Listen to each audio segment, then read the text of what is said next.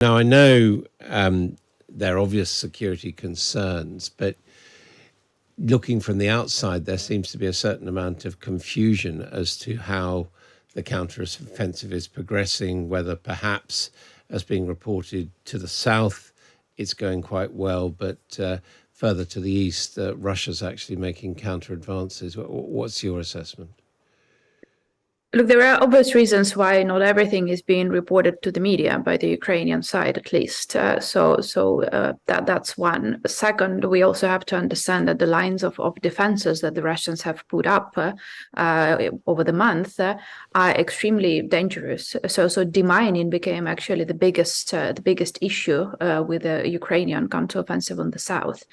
And that takes time, that takes effort, because our army is truly trying to do everything possible to save lives.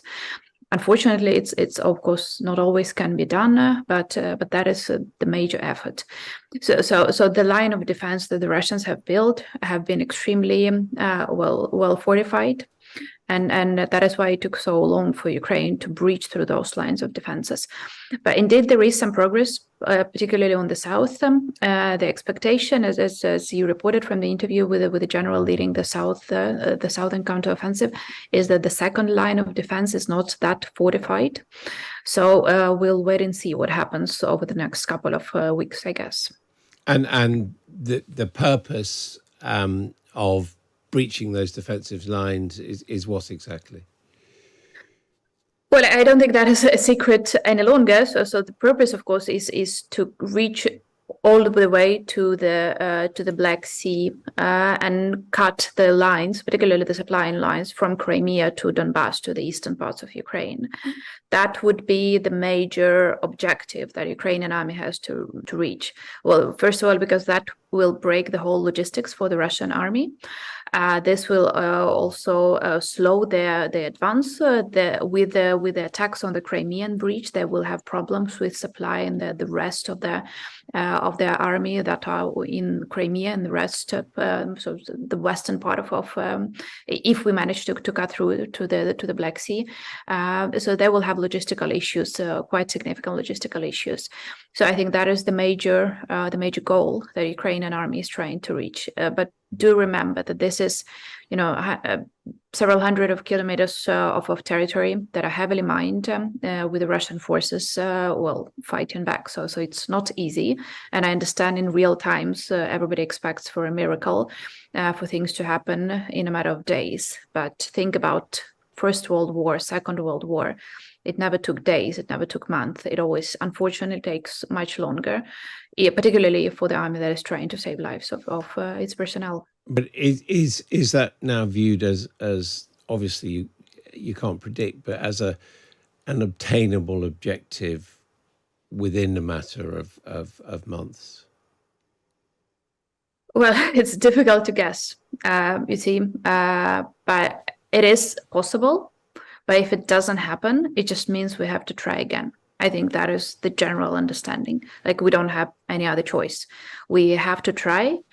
We are seeing some signs that Russian armies is starting to use some very old supplies of weapons, some very old tanks. So they're really running out of more modern weapons. Unfortunately, they still have supplies of the Iranian drones. But even those are not being used that widely as they have been over the first month of summer, the last month of spring. So we have to continue fighting back, even if it doesn't happen, as soon as we want it to be. What about the support you're getting from allies, from United Kingdom, United States, and others? Is that sufficient? Well, I would say the time is of an essence. One of the reasons why Russians managed to build such strong fortifications on the south, not so much on the east, but particularly on the south, is because we have been waiting for month and month for the tanks decision to be taken, for the tanks to be delivered. So the matter of time is crucially important, because if it is not delivered on time, that gives more time to the Russians to prepare, and then it gets much more difficult to take back the territory that they have taken under their control. So I think that timing is crucially important. The sooner we get weapons, ammunition, the easier it would be to get back our territory. So I think that is the major issue at this point. Of course, ammunition remains the major problem, even though everybody is focused on the F-16s, the fighter jets. But do remember that as of this moment, Ukraine still has less ammunition than Russians. So when we talk about counteroffensive, going on counteroffensive, if you have less ammunition, is extremely difficult. That is why it takes so long. So fighter jets are still not there, and they will not be there for at least half a year, I guess. But do remember that other stuffs are still crucially important, even if all the attention is focused on the fighter jets. I know the new Defence Secretary Grant Shapps has visited Ukraine. What do you make of the change of Defence Secretary in London? Well, I do know from the talks to Ukrainian Minister of Defense that he did indeed build very personal relations with the now previous Secretary of Defense Ben Wallace. So that was important, of course, having personal relations. But what I do believe very strongly is that relations between Ukraine and the UK and the support that the UK is giving to Ukraine is not based on personal relations. It's actually based on realization of common interests, and that is fighting authoritarian regimes in Europe that are threatening the whole European democratic project altogether. So I do hope that the new secretary, I have no doubt that he shares the same understanding of the common interests and common values that we share.